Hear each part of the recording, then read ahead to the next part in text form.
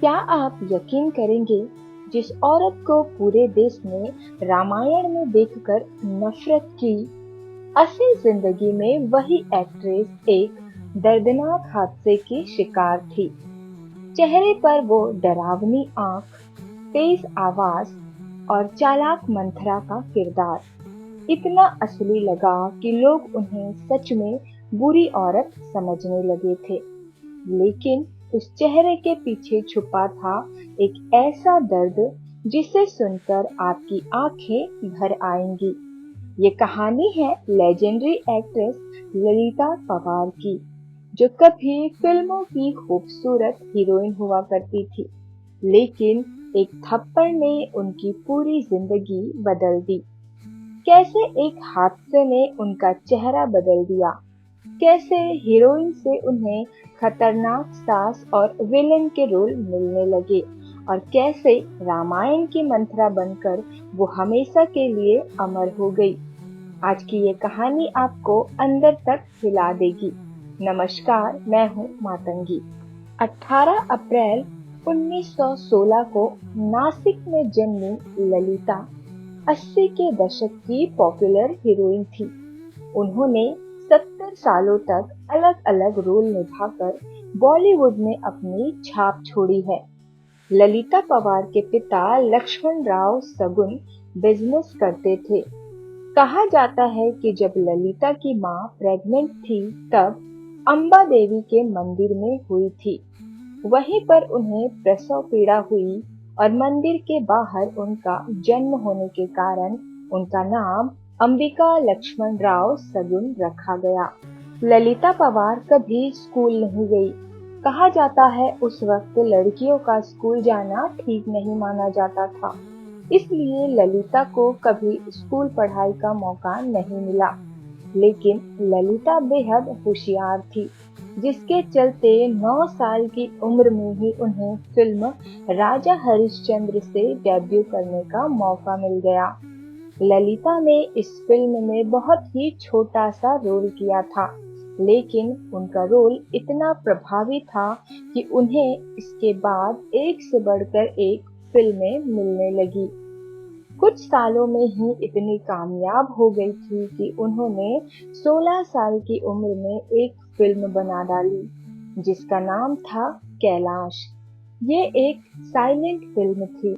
इसके बाद उन्होंने फिल्म दुनिया क्या कहे भी बनाई।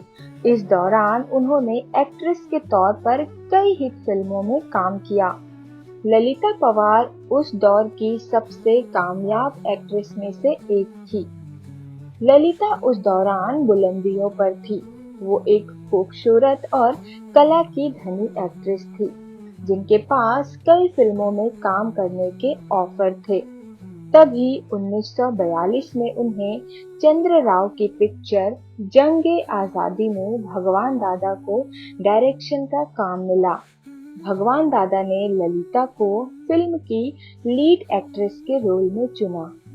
उस समय ललिता कोल्हापुर में एक मराठी फिल्म की शूटिंग कर रही थी, लेकिन फिल्म की शूटिंग के लिए भगवान दादा उन्हें मुंबई लेकर आ गए। फिल्म की कहानी गांव में दो मुखिया की थी। ललिता मुखिया की बेटी का रोल प्ले कर रही थी। शूट शुरू हो गया। सीन था, एक मुखिया दूसरे मुखिया की लड़की को उठा ले जाएगा। इस सीन में भगवान दादा को ललिता को थप्पड़ मारना था, लेकिन उन्होंने इतनी जोर से थप्पड़ मारा कि ललिता बेहोश हो गई।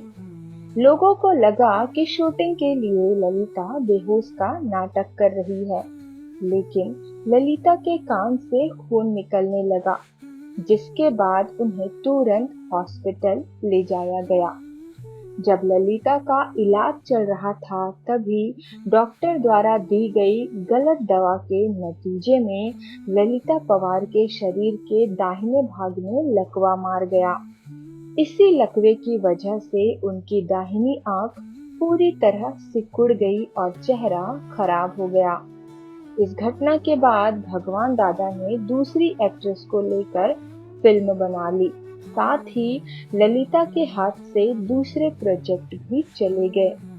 ललिता को कई सालों तक किसी ने काम नहीं दिया। ललिता को ठीक होने में 3 साल का समय लग गया था, लेकिन उन्होंने हार नहीं मानी। वो फिल्मों में वापसी करना चाहती थी, लेकिन उन्हें काम नहीं मिल रहा था। एक दिन उनके गुरु उनसे मिलने पहुंचे। बातचीत में ललिता पवार ने अपने दिल की बात उनके सामने रखी। उनके गुरु ने उनकी बात सुनकर कहा कि अब तुम्हें नई पहचान बनानी होगी, वो भी एक नए नाम के साथ। ललिता भी जानती थी कि लेफ्ट आंख खराब होने के बाद उन्हें लीड एक्ट्रेस के तौर पर कोई काम नहीं देगा। ललिता ने अपने गुरु की बात मानी और एक नए नाम और नए पहचान के साथ इंडस्ट्री में वापसी की। इस दौरान उनका नाम पड़ा ललिता पवार। उनकी दूसरी पारी 1948 में एक मुंदी आंख के साथ फिल्म गृहस्थी से शुरू हुई। इसके बाद उन्हें जालिम सास के रोल मिलने लगे, लेकिन उन्होंने इन मौके को हाथ से जाने नहीं दिया। इस दौरान उन्हें अनाड़ी, मेम दीदी, श्री 420 जैसी हिट फिल्मों में काम करने का मौका मिला। ललिता पवार को 1987 में रामानंद सागर की टीवी पर आई रामायण में निभाए गए मंथरा के रोल के लिए आज भी याद किया जाता है। इस रोल को ललिता ने अपने हुनर से जीवित कर दिया था। ललिता की आखिरी फिल्म लाश थी। ललिता की पर्सनल लाइफ की बात करें तो उनके पहले पति गणपत ने उन्हें धोखा दे दिया था। गणपत को ललिता की छोटी बहन से प्यार हो गया था, जिसका पता ललिता को चला तो उन्होंने गणपत को छोड़ दिया। बाद में उन्होंने फिल्म निर्माता राज प्रकाश गुप्ता से शादी की, जिससे उन्हें एक बेटा हुआ। अपने करियर में 700 फिल्मों में अभिनय के जौहर दिखाने वाली इस एक्ट्रेस का अंत दर्दनाक हुआ। ललिता ने 24 फरवरी 1998 को पुणे में अपने छोटे से बंगले आरोही में अकेले ही पड़े पड़े आंखें मूंद ली। उस समय उनके पति राज प्रकाश अस्पताल में भर्ती थे और बेटा अपने परिवार के साथ मुंबई में था। उनकी मौत की खबर 3 दिन बाद तब मिली जब बेटे ने उन्हें फोन किया और किसी ने नहीं उठाया। घर का दरवाजा तोड़ने पर पुलिस को ललिता पवार की 3 दिन पुरानी लाश मिली। एक्ट्रेस के साथ बेहतरीन सिंगर भी थी ललिता पवार। उस समय अभिनेत्रियों को अपने गाने खुद गाने पड़ते थे, इसलिए ललिता पवार ने बकायदा शास्त्रीय संगीत की शिक्षा भी ली थी। बुलंद आवाज की धनी होने के कारण उन्होंने कई फिल्मों में गाने गाए। 1935 में आई फिल्म हिम्मतें में उनका गाया गीत नील आभा में प्यारा गुलाब रहे मेरे दिल में प्यारा गुलाब रहे काफी लोकप्रिय हुआ था। इसके अलावा उन्होंने कई फिल्मों में अपने गाने खुद गाए। ललिता पवार की जिंदगी हमें सिखाती है कि कभी कभी एक हादसा इंसान की जिंदगी बदल देता है, लेकिन वही इंसान अगर हिम्मत ना हारे तो इतिहास भी बना सकता है। हीरोइन से कैरेक्टर एक्ट्रेस बनने तक का उनका सफर आसान नहीं था, लेकिन उन्होंने दुनिया को दिखा दिया कि असली सुंदरता चेहरे में नहीं, हिम्मत में होती है। आज भी जब मंथरा का नाम लिया जाता है तो सबसे पहले ललिता पवार का चेहरा याद आता है। अगर आपको ये कहानी पसंद आई हो तो वीडियो को लाइक करें, चैनल को सब्सक्राइब जरूर करें और कमेंट में बताएं अगली बार किस पुराने स्टार की अनसुनी कहानी सुनना चाहेंगे।